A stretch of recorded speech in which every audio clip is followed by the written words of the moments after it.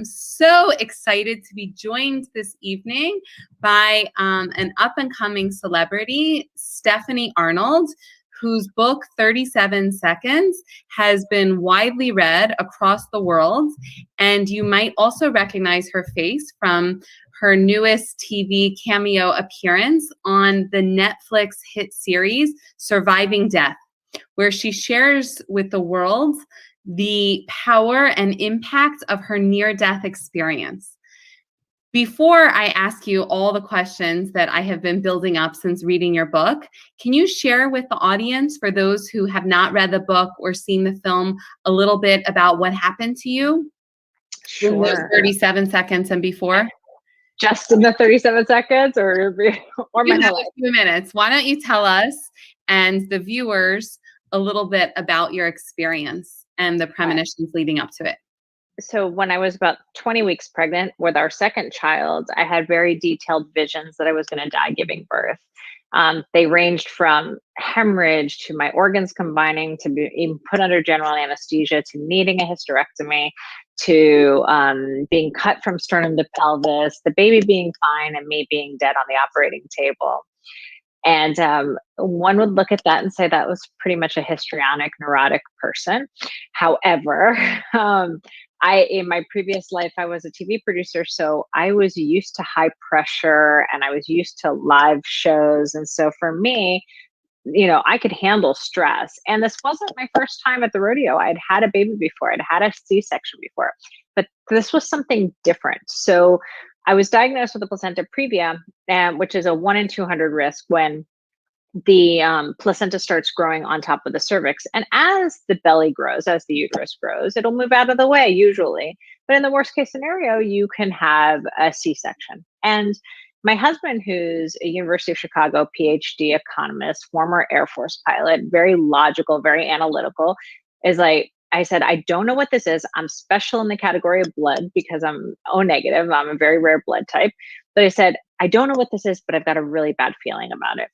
So as the weeks progressed, I didn't just keep that information to myself. I told all my doctors, I told the nurses, I sought out specialists. I met with a specialist one time and I'm like, you're going to give me a hysterectomy. And he's like, why would you say that? Have you been on the internet? And I'm like, why, yes, I have, except this is going to happen. And throughout I even went to the Ohel, to the Rebbe's burial. I prayed, I wrote letters, but I didn't pray for myself. I prayed for the safety of my baby. And my husband went with me and he also prayed. And he said that he didn't ask for my safety and health and wellness. He asked for that of the baby because he didn't want to put out some negative energy, so to speak.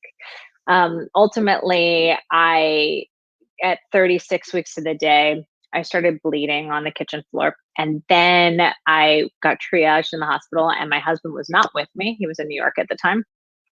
And I delivered a healthy, happy baby boy. And seconds later, I was dead on the operating table. Can you explain to the audience what that means, dead on the operating table, and then what happened afterwards? Yes. So I ended up having a very rare amniotic fluid embolism. It's a 1 in 40,000 risk where amniotic cells get into the mother's bloodstream. And if you happen to be allergic to it, your body goes into somewhat of an anaphylactic shock. Clinically dead, clinical death terms, it's a medical term, which means you're asystolic, no electricity running through the body, no blood pressure, no heartbeat. And so that is the term they use. It's called clinical death. So I was clinically dead for 37 seconds. All of this happened. All of my visions came true. I started hemorrhaging. Everything happened exactly the way I said it was going to happen. And they were able to resuscitate me because they had a crash cart and they had extra blood in the operating room. And the one thing I didn't predict was that one consultation I had several weeks before delivering with an anesthesiologist, she said she was startled by the way that I spoke, that it was so specific, that I'd had a baby before, and that I had sought out specialists to save my life. And with that one phone call, she flagged my file and incorporated extra blood in a crash cart in the operating room. And that is 100% what saved my life. Unbelievable. What a blessing. Thank Obviously, you. this probably did not feel like a very blessed experience. It sounds like it was a very, very scary experience, but what an unbelievable gift that you had these premonitions and that you were insistent, and that one physician listened to you and didn't just dismiss it. Who knows what she was actually thinking, but she didn't simply just dismiss it. And she got that O negative blood in the operating room and a crash cart. And thank God they were able to save your life. Thank God. Thank God. I mean, I remember telling my rabbi, I was like, who's Chabad, he was like, Sarah, you need to relax. You need, God helps those who help themselves. So you need to just relax and think positively. And I'm like, I don't think you understand. I said, this is not that. This is something totally different. And I remember I used to produce Jewish educational documentaries, and I worked for Lubavitch at one point, and I produced a video called Windows to the Soul about the Rebbe. And I remember getting a prophecy from him where he handed $1, and he's like, you will have difficulty having children, but you will have them. And I was 19 at the time. So I'm like, okay, you know what? I don't care. I don't want to get married. I don't want to have children. I'm not thinking about that. I'm thinking about my career. Every Chabadnik I tell, I'm like, I spent $1 on a Coke, and they're like, oh, and I'm like, yeah, well, you know what? I was not happy about it. And then years later, when I started writing this book, I was like, I can't discount that people can see the future or can see these things because it happened to me. So you have some intuitive vision, some special sort of power to a sixth sense, maybe, to see what's coming. Next time I go to Vegas, I'm going to invite you to come with me. I wish it worked that way. I saw an article somebody forwarded to me that this woman played the numbers her husband had in a dream, and she won 60 million in the lotto. And he's like, why can't we put this to good use? And I'm like, I don't know. I guess my visions are all about life and death. So I think it's to good use. However, yeah, it would be nice to have a premonition in a positive light instead of the stress of life and death, for sure. And I don't actually gamble, and I haven't been to Vegas in a few years, but in this one instance, I would say that it was worth a lot more than $60 million because it saved your life. And you have actually taken that experience and really helped bring knowledge of near-death experiences and what ensued to the world. So can you actually share with us a little bit about what you perceived, what you experienced, not just, from what I understand, not just in those 37 seconds, but in the 6-day induced coma that you were in after that? Yes. So throughout the process and throughout the healing process, I'm in a teaching hospital, and it's very well documented that I saw everything ahead of time. And the doctors were all like, how did you know? And I'm like, I don't know. I'm in a teaching hospital. You tell me. And they said, well, an embolus or a cardiac arrest, maybe you would know, you'd have this foreboding moments before it happened or days before, but not months before, and not in the detail that I had it. So then that caused me to go on this search, and I did some traditional therapy, and that was not helping me because these premonitions and these visions continued to happen, and I needed to be a mother and a wife as quickly as possible. I had a newborn, I had another daughter, I had a stepdaughter, I had a husband. And so for me, I was having trouble getting back to that normal life. So when I went to see a regression therapist, I used hypnotherapy to go back into those moments of flatline because I honestly didn't remember anything. And I wasn't afraid to say that there was nothing there or that was the end of the road. But the fact of the matter is if there was a way to find out, I wanted to find out. And I'd always heard that the cells of the body remember trauma. So maybe I would learn it on a surface level, and that would be great, whatever it was, because I lost days of my life. So I videotaped that therapy. And in one of the sessions, she actually got me back into the OR. And when she got me back into the OR, it was like, what she talks about is like, you're an observer. This already happened to a part of you, and you are accessing something like film strips in your brain stored in the back of your brain. So when you access them under hypnosis, which is just a really cool way of saying that you're in a meditative, calmer state, you start pulling from it. So when I started pulling those memories, again, I was having a C-section. So there was a curtain in front of my face. So there's no way that I could see below my neck. And I saw everything that happened after I flatlined, which nurse jumped on my chest to do CPR, which nurse hit the button for the code, that the first crash cart didn't work, but the second crash cart did, that my doctor didn't deliver the baby, that my doctor kept saying, this can't be happening, this can't be happening. Like what was happening down the hall with my daughter in labor and delivery, what my husband was wearing when he got off the plane from New York. So it was almost like the blocks and the walls and the ceilings, everything just lifted up. And then, in a moment of flatline, because they talk about with a near-death experience that time and space stand still. I remember a publisher that rejected my manuscript said she didn't die long enough to make it compelling. So, she obviously didn't know all the details. But aside from that, they, there's a lot of download during that time. And because there's no time and space. And so then what reveals are hundreds of spirits. And I will give you that psychologists talk about when one is traumatized, that you're going to want your loved ones to come forth and you're going to visualize them. And maybe in a panic state, in a traumatic state, you're going to say, oh, I see my grandmother, my uncle, what have you. That's fine. I definitely saw those people, but it was the people that I didn't know that had messages to give back to the people that I did know here. And I am not a medium. I am not a psychic. I am not a clairvoyant. If you call me anything, it would be intuitive that I felt something and spoke out loud about what I was feeling. But the fact that now you're going to tell me I'm seeing spirits and they have messages. Okay. So I take that download. And I go back to the people who I know. One was a 7-year-old boy who looked a lot like my best friend. And I go to her and I said, I think, don't get your hopes up. I have no idea if this is true. I said, but I think I saw your brother. I know now how he died because that was a big mystery for him being 7 and he had died in his sleep, choking on his vomit. And he had said to me to tell her, I miss the way my sister twirled my hair. Just something very, very, very basically. And then I saw my husband's father who had passed in 1998. And there was a specific message that I write about in the book as well that So there were lots of things that came through. And ultimately, I think the biggest cynic or skeptic I had in my life with my husband.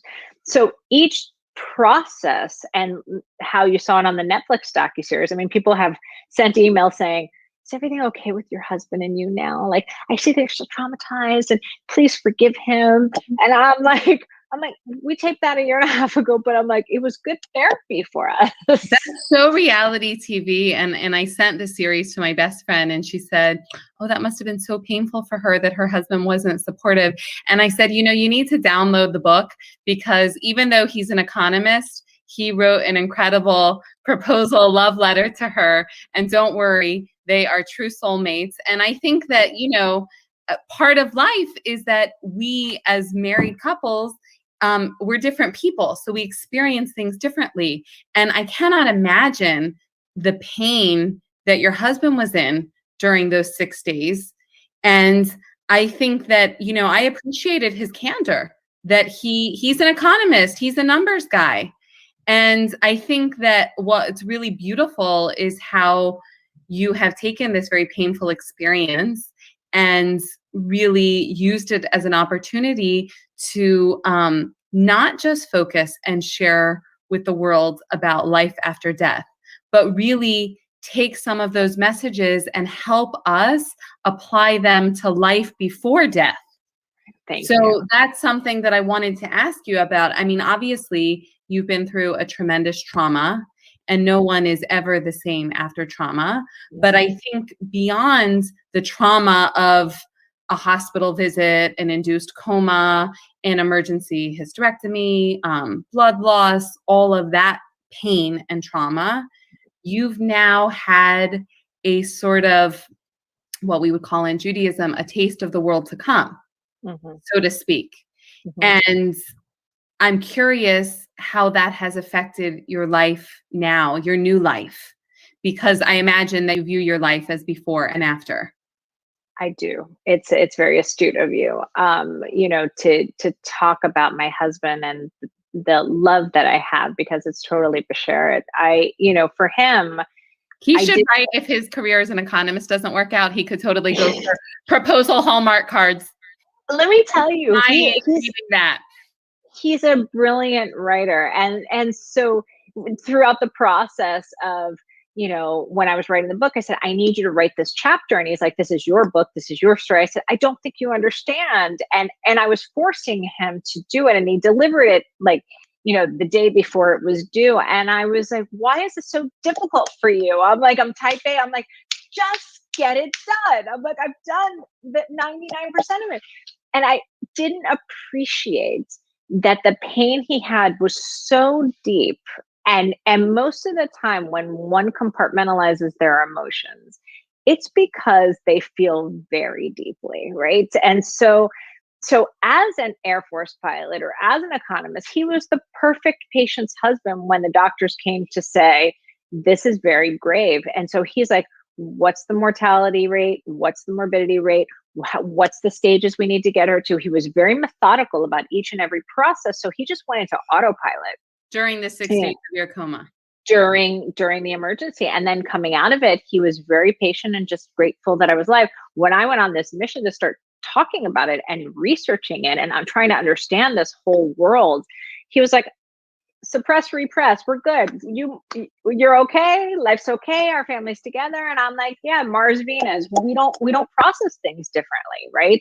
They said, and because it continues to happen to me, I need to actually figure out how to make sense of it all. And for him, he was not comfortable with all of that. He was like, he's like this. And so every time something crazy would happen, I would get another premonition, or I would have something happen where it would come true. Like I had a meeting where I felt somebody's heart attack from 3,000 miles away. And I came back and I told him, he was just very straightforward. I was like, that's like a 1 in a million chance. He's like, no, it's actually 1 in 37,000 because there's 10 people in the room and you guessed that they were having a heart attack. And I was like, he went to the numbers because the numbers are less emotional. And part of this process of healing has also been for him to, my biggest thing was I needed to prove to him that there was life after death, that there was something else. Because God forbid it stayed the same way and I would have stayed dead, then I needed him to know that I wasn't gone. And for somebody who is very skeptical or very analytical or very agnostic, if you will, and hopeful agnostic, I needed him to have some tangible proof that we just change from a solid to a gas, that we don't just disappear, because I couldn't bear the fact that the love that I had found was going to end when I physically did. I think someone else on this show said, someone asked them the effect of their NDE, their near-death experience, and how they lived their life differently. And someone said, I'm no longer the angry atheist that I was. And I think that, when it comes to, I hate this word, but the paranormal, or, the sixth sense, or the non-clinical realm, the world of the spirit, people get uncomfortable. Skeptics, people who say that they're loyal to numbers. And it's interesting because, I'm a Jewish educator, and I hear from people all the time that they either were taught that Judaism does not believe in an afterlife, or that Judaism is not a spiritual religion, or that we don't deal with the world of the spirits, the realm of the paranormal. And as you know, clearly that is not true. That is not the Jewish understanding. Judaism has a very rich tradition and a very strong belief in an afterlife. And as a thinking, believing Jew, from a religious perspective, the more NDEs I read about and the more stories like yours, and I don't want to call it a story, but the experiences like yours that I read about, it in no way contradicts the Jewish understanding of the afterlife, but in fact supports it. So, and I had a hard time with it. Like, I called my rabbi, I said, is this against Judaism by me speaking my truth? And he says, no, in fact, we honor it. That's not, people that there were seers in biblical time. They're talked about constantly in the Bible or in the Old Testament. There's even the Rebbe during, I forgot which prayer it was, but he was constantly underneath the tablecloth when he was davening. He would be tethering himself to the ground and constantly, and that was almost like this umbilical cord that I talk about when you're separated from your soul and connected to your body, that it's connected with an umbilical cord, because coming back in, it was definitely more of like in the stomach for me. But that the Rebbe talked about when he'd be flying, because he was dominating so powerfully, like the spirit lifts up, and so he was tethering himself to the ground. So no, I don't. I like to say, we don't have a soul. You are a soul. Right. And what we're talking about and what your book is about the journey of the soul. Yes. And I think for so many people, including many Jews, as soon as the rabbi or the rebbitzin or the educator starts talking about life after life, people's natural reaction is, well, prove it, or I'm a student of science, or I only believe in facts. And what I find fascinating, certainly after Raymond Moody published his book in 1975, Life After Life, and doctors started sort of taking notice to the anecdotal evidence and the experiences that people would share. In the 1950s and 60s, after life support and resuscitation practices increased, we started seeing a lot more people who, flatlined, and then the doctors are able to bring them back to life. So one thing that I found fascinating about the Netflix show and Dr. Moody's book is a lot of people with a lot of letters after their names are very interested in this subject. So for example, the University of Virginia, where the Netflix series based the research aspect, you have a division of perceptual studies. And you have doctor after doctor, not just physicians who witnessed it themselves in the operating room, but people who have interviewed thousands of people from around the world. People before the internet, before there was widespread knowledge of what the afterlife might look like, that tunnel, that journey, are all documenting their experiences. And as one of the physicians on Netflix on the show said, all research is born initially out of anecdotal experiences and then perceptive people being curious. Mm-hmm. So can you share with us a little bit about what you have seen people report about that tunnel and that light and what that experience is in the next world? Yeah. So there are people that talk about their near-death experiences totally different than mine. They're like, it's they wanted to stay there. It was wonderful. It was all those things. And I will tell you, the moment of death is not to be feared, because it is very peaceful, and everything that I've seen and experienced, you are welcomed by a congregation of people, a community of people. However, for me, it was not a great experience, because I knew the moment of impact was going to be when I delivered this baby. So imagine you're being buried alive and you are just holding your breath, waiting for the last bit of dirt to be dropped on you. So it was a panicked moment up until the moment of impact.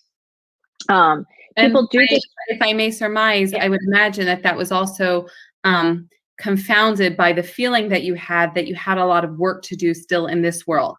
Yeah. So as pleasurable as the next world was, you had a new baby, you had your soulmate, you had 2 daughters at home that your soul understood had more work to do. And clearly you had a message to share with the world.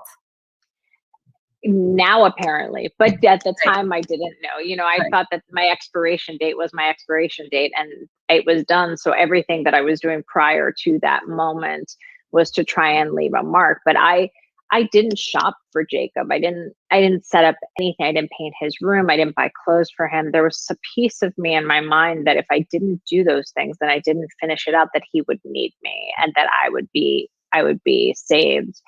No, people talk about that tunnel and talk about a light, and neuropsychologists, neurosurgeons will talk about, well, yeah, of course, as the brain is shutting down, it's a tunnel vision, but it's so subjective because you are not in my eyes and you are not in my brain. So how can you say that just because this is what you think it's supposed to do? Why are people's near-death experiences and what they see discounted? Why isn't hundreds of thousands or millions of people who've experienced near-death experience and testify to their certain experiences, why is that not considered data? And why is that why is that discounted? In my own experience, I did not see a tunnel of light. Interestingly enough, I saw a triangle of light, which is very odd. And then I was listening. It's a long story, but anyway, the therapist, when I went in, I saw my body laying on the table and I saw my spirit perpendicular to me, and I was the observer walking in. Had I been the eyes of my spirit at the time of flatline, when I saw a shooting star, like a moment, like a ray of light, maybe that tunnel of light would have been what I saw. But because I was the observer, I did not see that. That wasn't my experience. But lots of people testified to it. So how do you think that this should shape the way we view this lifetime, given your very strong feeling and direct experience that there is an afterlife? How should that affect the way we view our present lives? So it's taken me a very long time to get to this point. Even through this process, I had to question a lot. Even I thought, this was one premonition and done. And the fact that I talk about how you go asystolic, so you get unplugged, and now I'm plugged in, and now I feel things and I see things and I experience things. Not all the time, but when I do, they're pretty strong. Makes me acutely aware that we just transition from a solid to a gas. So I don't, as I wrote in the book, I don't cry at funerals any longer, because I realize that the person who has passed, the amount of pain, the suffering, that and there are all different puzzles to this. So I'm not discounting anybody's life or how they've died or what have you, but I'm just saying, from my perspective, at a funeral, I don't look at it as it's over, because that person is still there, just not in the physical form. And they can be around you. I mean, my father recently passed away. He was too sick to travel, but now he can travel everywhere. He can, when you call him up, or when you need a prayer, or when you need a moment, or you're in need of something, there appears this presence or this smell or this experience.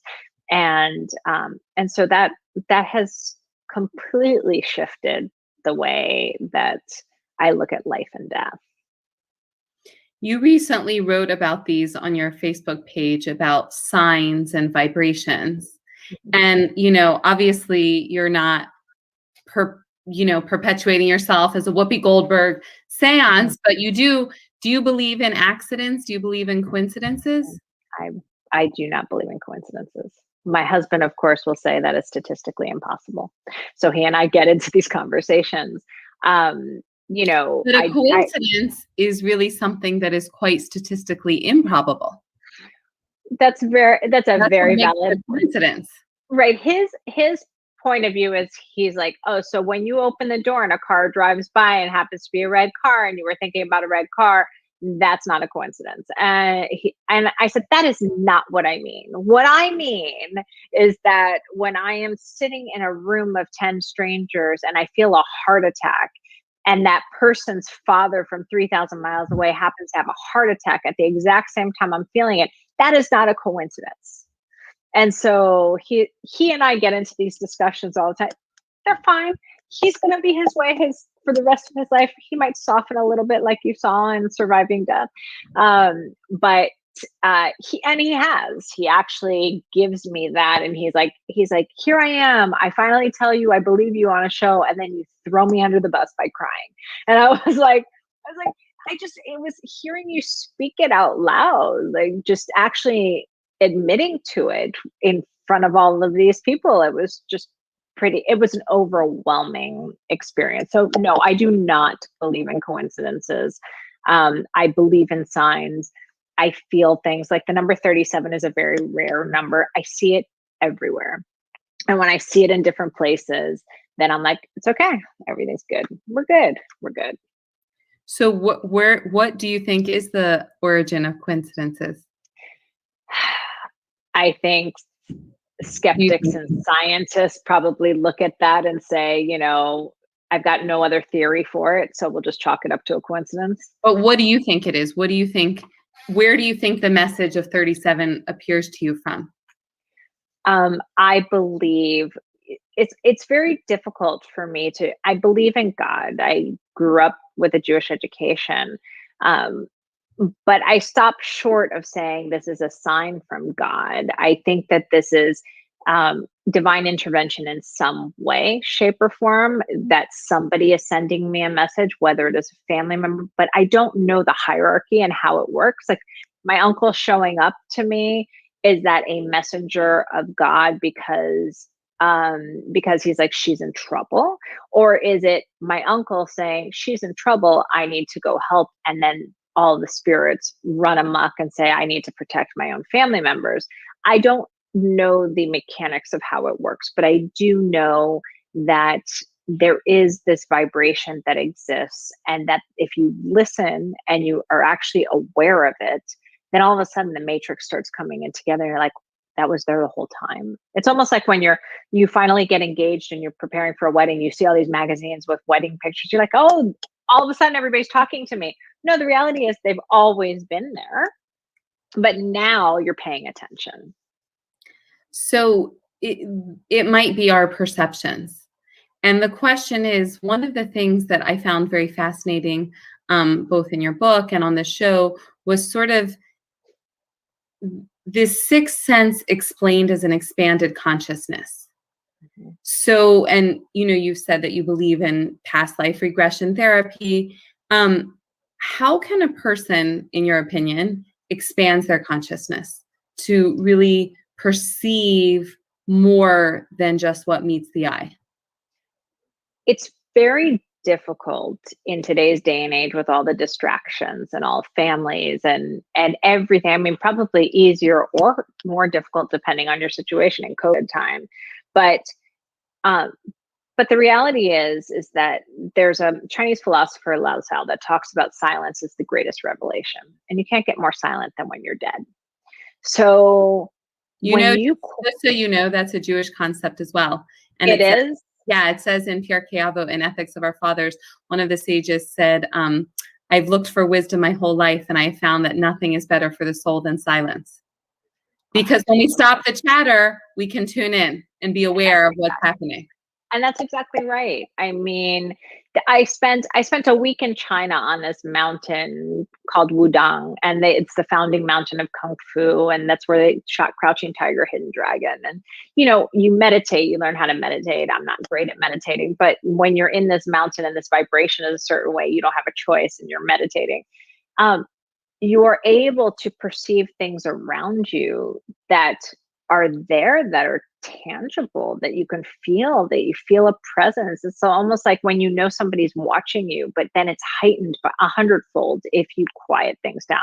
And you have to figure out a way in your own way, whatever that looks like, taking a bubble bath, having, the children asleep, doing it early in the morning and taking a walk, going for a walk on the beach by yourself. There's moments that if you can quiet it down, that you're like, whoa, that was just weird. That was a weird coincidence. Why did I feel that? Why did I think about this person and that all of a sudden that the phone rang and it was them? So it does happen, but you have to get silent in order to really hear what's around.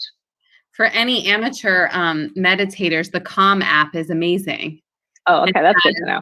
Yeah, the Calm app has great daily meditations, even for beginners, even for those of us that have a hard time quieting the noise of this world. So I think what you're touching on a very, very, very important challenge in our generation, which is there's so much noise. We live in such a busy go, go, go it's very hard to put the outside world on do not disturb in our lives. But when we can steal those quiet moments and, carve them into our day, then we really have time to think. And I think that, and I love that this is such a popular show on Netflix right now, because for me, I think that I really believe that the unexamined life is, I wouldn't say that it's not worth living, but it's a real missed opportunity and a wasted chance to really think more deeply. So I'm curious if you have sort of, since this experience, in the aftermath, thought more about some of the existential questions. Why are we here? What's the purpose of life? How did we get here? If there's a God, why God set up the world the way it is, and your unique mission. Why did this happen to you? I'm sure it's a question that you've asked many times. Why me? Why me? Because even though, Netflix and TV can dramatize it, this was an intensely painful experience in your life. Thank you for acknowledging that, and thank you for being aware of it. I don't ask why me. There are certain things that is a knowing, and I just know. Another question instead of why me is now what? No. The only question I had was, how did this happen? Mm-hmm. How did I know? I mean, I was in Spot and I met with the Kabbalah Center, and I was like, okay, they obviously talk about mysticism and what have you, and obviously this has a lot to do with that. And in talking to them, they're like, well, some people are, get unplugged and then get plugged back in, and then you've eviscerated any kind of filters that are the signals going from God to you. And so the reality is, they said, people that have had near-death experiences have a direct communication with God. And I'm okay with all of that. I wanted to understand how it works. If I get a vision, how much time do I have? Is it, where does it sit in my body? How quickly do I have to react? And I realized little by little, and the emails that I get from people are dealing with life and death situations or premonitions or what have you. Because when I was searching for somebody who was very similar to my story, it didn't exist. When I was on the internet trying to find somebody who had foreboding experiences while pregnant, it didn't exist. Now that my story has been out there, women who are pregnant reach out to me. They talk about their own visions. They talk about experiences. And I'm like, okay, that is part of this mission. And also part of it is, as a patient advocate and also an advocate for the physicians, we all have intuition. We all have a sixth sense. It makes no difference to me whether you believe that the messages come from God or whether you think there's something physiologically happening in the body that's going to the brain and you're able to be intuitive enough to feel it. And it doesn't matter if you believe the sixth sense is something spiritual or whether it is physical. What I want people to understand is that it's real, to trust it, and to open up and talk about it. Because if you sense something and you say something, it just might save your life. So that, and so one can say, God saved your life, you saved your life, the doctor saved your life. Okay, it's fine. It's all of the above. But the reality is, I'm here today because I spoke up and because I have the free will to do that. And I also have faith that my back was being supported. Like, if I fall, there was somebody there to help me up. And that was enough for me to speak up, and that was enough for me to push myself forward. So yeah, life has forever changed. I wouldn't change the aftermath, because I'm having more effect from the human and the soul connection. You and I would not be talking had this not happened. And in that respect, it was worth going through the fire and getting out the other side. I wouldn't want to do it again, and I wouldn't wish it on my worst enemy. But having said that, I think that that coming out the other side of it has been a really important pivot in my life and my life's work from now until I die again. Well, I think it was very brave of you to open up about this, especially a field that there are so many skeptics. And I think that it's really been amazing to sort of indirectly experience your transformation and seeing that you were able to take the most painful experience in your life and, to use your word, and I guess the word of the year, which is pivot. Yeah. And, your life has gone in a direction that I'm guessing you didn't anticipate. So I'm curious where you found the strength from to first engage. I know that you had a quest to understand. You wanted to understand mechanics. So you very boldly and bravely decided to go through that therapy, that regression therapy, not past life Yeah. regression therapy. It is, but I wasn't interested in past life, but it was definitely regression therapy. It was hypnotherapy. But yeah. Hypnotherapy, and you've had a tremendous impact.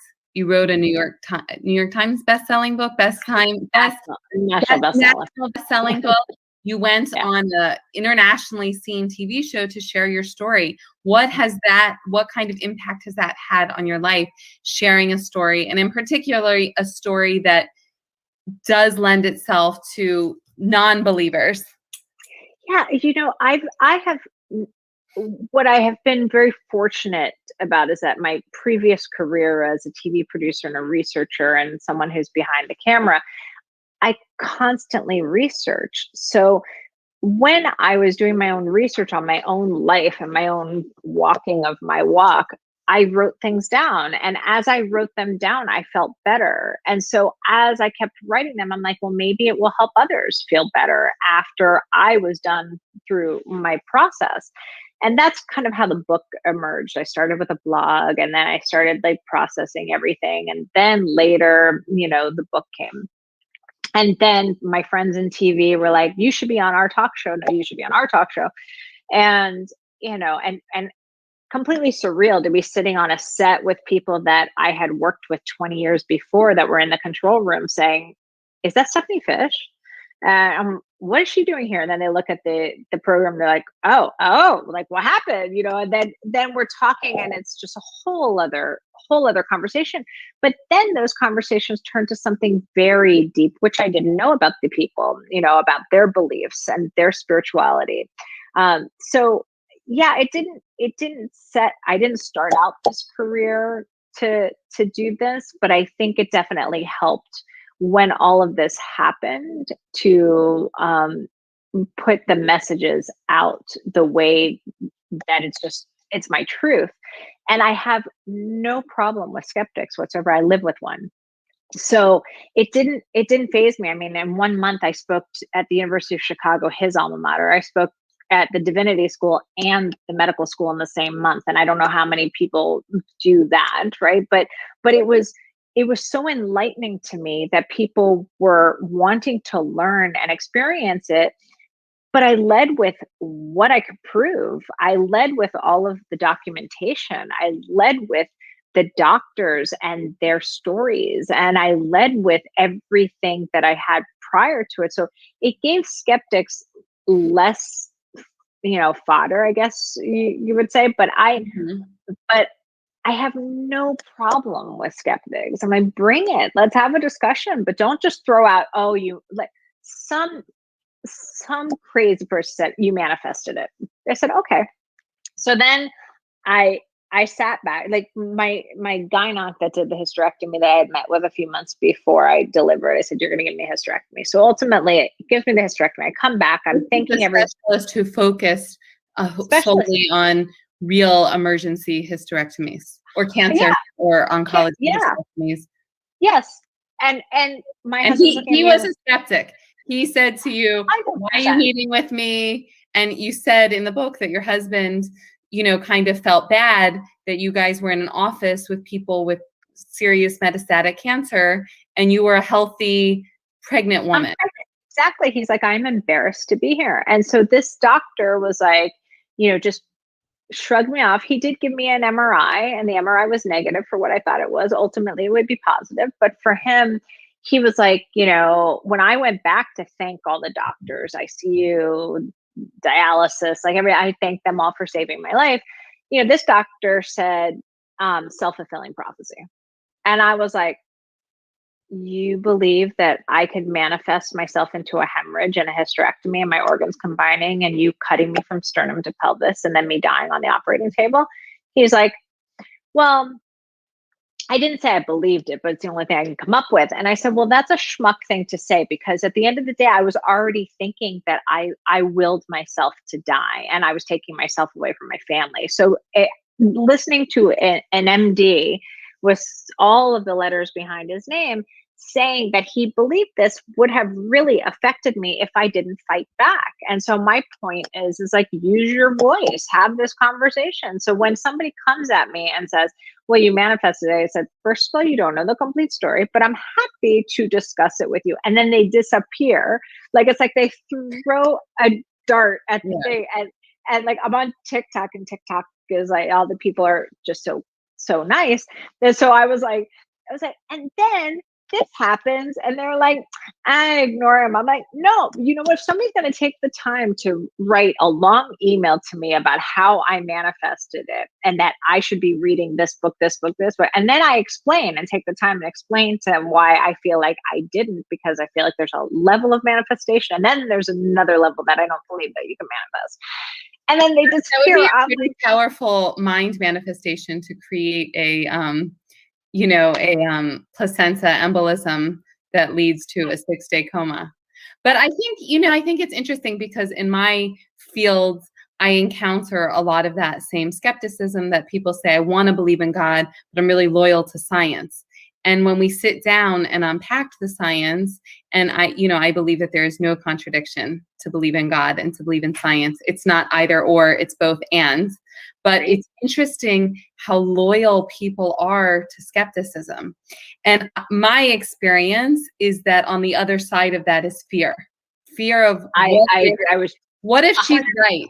What if there is life after life? And all of the questions that come after that, which is, well, if there's a designer, if there's design in the universe, clearly there's a designer. And if the designer created us, is there a way that I should be living my life? So clearly you have stepped out of this trauma and chosen to really, and I don't know you before, but to continue to cultivate yourself into a giver. You took something that was extraordinarily challenging. And as you said, you wanted to share your story to help others and to lend support to others. So is that, was that one of your missions before this experience, or is that this strong desire to help and connect? Is that something that manifested itself afterwards? I think it ultimately manifested itself, but it was probably always in me, because as a young kid, and I've been towing the line between spirit and a spiritual life and being religious, and then also directing and producing music videos and commercials. I remember at one time, I was Shomer Shabbat. I was in Chabad in Miami, and then I got the opportunity at 19 years old to direct a music video for Julio Iglesias. And the only time he wanted to do it was Baila Morena. So the only time he wanted to do it, Rosh Hashanah. So I said to Julio, I said, Karen moment. But I'm 19, right? I can be really young and have my career launched because of that and what have you. And so ultimately I decided the career, but there was always something that was kept pulling me back, whether it was the Rebbe, whether it was a rabbi that I had met, or whether it was like, there was just something. And then when I went to meet with shamans or Taoist priests to learn about meditation and energy healing and Reiki and Qigong and all these things, I was like, there's something to this. I just keep getting pulled back. At the root of it, I'm a Jew. The root of it, I'm not giving up my religion, but there was something about energy. And I have, anybody that kind of throws, darts at subjects that says, well, there's no life after this one life to live. I'm like, okay, that's a theory, but you can't 100%, 100,000,000% say that that's true. You can't. Absolutely. The same way. No, the fact that the belief that there is no life after death is really just a theory. We won't know until we know. Don't. That's It's what I think. That's interesting. what. Go ahead. I love hearing about your journey, and I think it's so interesting because I didn't grow up with much Jewish education or experiences prior to being an adult, and it's interesting because so many Jewish people I know are pulled towards Eastern religions. And like you said, that you visited all sorts of traditions. And when I was in college, I followed a Shri because I loved the concept of the interconnectedness of all sentient beings. And, I'm a vegan and I really love and support that worldview. And it's interesting because I think so many of us don't know that it's all right there in Judaism as well. Mm-hmm. And I think that so many people, maybe yourself included, grew up thinking that Judaism was not a spiritual religion. And I'm curious what you had been taught about life after death before this experience. We weren't taught about it. Spirituality. No, we weren't taught about it. I remember in going through the book writing process and talking to Rabbi Mensa over Chabad, and I said, he's like, Sarah, he's like, do you know why we ask people to leave during Kol Nidre? I mean, not Kol Nidre, during was a Yisker, right? Yisker, during Yom Kippur. And I said, yeah, out of respect, the people who are mourning, that year. He's like, no. He says it's because we're calling in the spirits of the ones who were lost this year. And he's like, you can feel the vibration of all these spirits in the room when you are calling them up. And I'm like, I didn't know that. What are you talking about? Like, that wasn't taught to us. So he's like, yes. No, it's so much of it is not taught to us. I was teaching, my husband and I teach brides and grooms before their marriage. And it's often very sad for people to think of their beloved grandparents or sometimes parents who have their physical life has ceased. And they don't realize that we have a very strong tradition that they're right there with us at the chuppah, escorting the bride and groom. And I think that it's a shame that so many Jewish people don't know about the very, very strong foundational belief in life after life and the journey of the soul, because I think it brings us so much comfort to know that there's so much more than just the here and now. And I think we live in a world that was so much pull towards life is eat, drink, and be merry, right? For tomorrow we die, as opposed to the Jewish understanding, which is, yes, life is short, but all the more impact that this world has. Because from a Jewish perspective, and I love reading about NDEs, because all the ones that I've read about really do corroborate and support what Judaism has been teaching for thousands of years, that there is light and there is comfort and there is goodness, and that the pleasure in the next world is incomparable to this world. And that this world, although there is tremendous pleasure in this world, it's mainly physical pleasure. And that the next world is the world of truth and the world of, I loved the Jackson Hole story because I love nature and I loved the scenes in Chile, where her experience happens. And from a Jewish perspective, the next world is this incomparable, indescribable beauty. And that's what so many of the people on the show and so many of the accounts that I've read about all say, that words fail us to describe what the next world will be like. Well, you become acutely aware that you are this speck of sand in this huge universe of light. And when astrologers talk about this dark matter that occupies the majority of the universe and they still don't know what it is, the idea that there's nothing else after we die, I find it very difficult to believe. Yeah, that sounds like a lot. So, yeah, more of a leap of faith than believe. And maybe at the end of the day, it does whittle itself down to that. It's like, what do you believe? My testimony, and nobody on the show, is going to change the mind of somebody who's an atheist or somebody who just absolutely hardcore won't even listen to any bit of it because they feel like it's just malarkey. And just the same, I think that ones who are devout and just believe wholeheartedly are losing sight of the fact that there's also some science that's involved in this too. I mean, ultimately science did revive me, right? The hard science revived me. The messages that came that helped prepare them, now that's a bit more difficult to explain.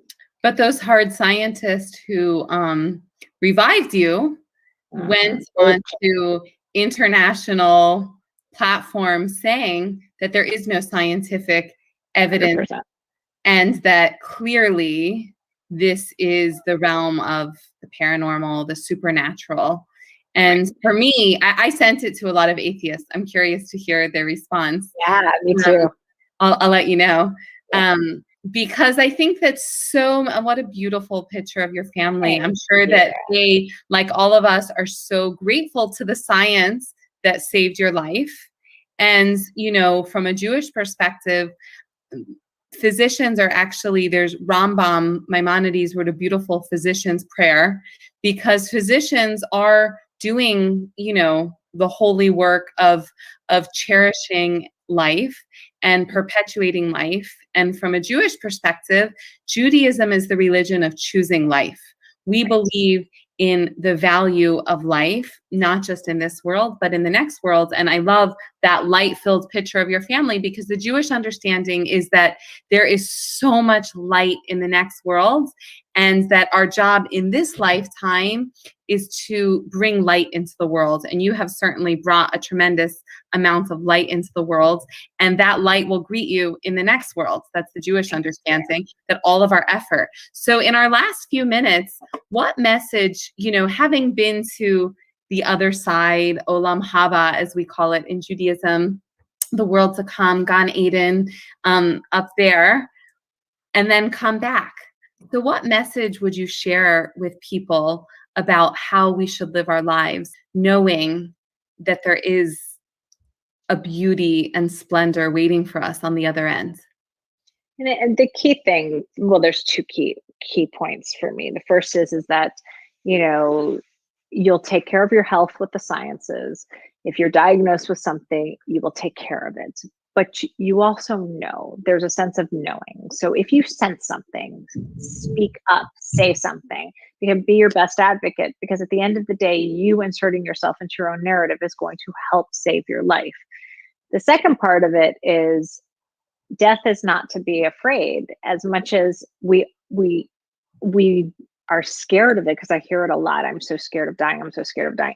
The actual point of impact, like I said before, is not to be feared. I do understand that life changes the way that we knew it, and we will not have the physical connection, but that physical connection, even though that stops, the spiritual one, the ethereal one, the energetic one doesn't. Stephanie, the word rabbi in Hebrew really comes at its root, our teacher. You have shared with us so many impactful lessons this evening. And it's fascinating because, the first part of your directive to choose life and guard your health and value your life comes straight to us from the Torah. Our sages, God commands us to guard our lives. It's an incredible mitzvah to be healthy, to maintain our health. And, now in this COVID world, we're seeing more than ever how much we do have to be advocates of our own health, and that it is incumbent upon us to really take our health seriously, and to really not rely on miracles. And I appreciate the way you said it, because science is real. God blessed us with incredible science, and the science all tells us how to keep our bodies healthy. And it's so important for us to listen to that and to do all of the things that our physicians are begging us to do so that we can be healthy. And then that second part of, don't be afraid, because there is an incredible world out there waiting for us after this lifetime. So we have to make the most of our lives here really cherish life. And that seemed to be something that you spoke a lot about in your book, about the reason you didn't want to die is because you had so much life to live. So I always say, I'm a little bit scared of death myself. I will admit it. Every time I have turbulence on a long flight to Israel and I'm by myself, I write my children very long letters explaining how much and my husband and my parents and everyone I love. And then, the turbulence ends and thank God I'm fine.